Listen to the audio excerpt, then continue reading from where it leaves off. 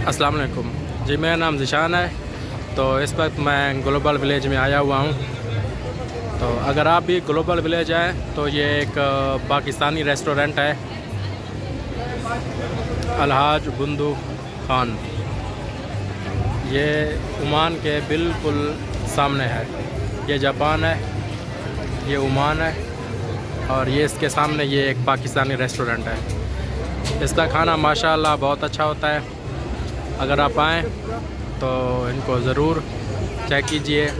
इनका खाना भी अच्छा है, लोग भी अच्छे हैं। और आप ये मत समझिएगा कि ये कोई पेड कंटेंट है, नहीं। मैं वैसे इधर रैंडमली आया था, तो इसलिए मैंने कहा चलो भी इधर एक पाकिस्तानी रेस्टोरेंट है, इधर खा लेते हैं। मैं इन लोगों को नहीं जानता, शायद आप लोग ये सोच रहे होंगे कि ये पेड कंटेंट है।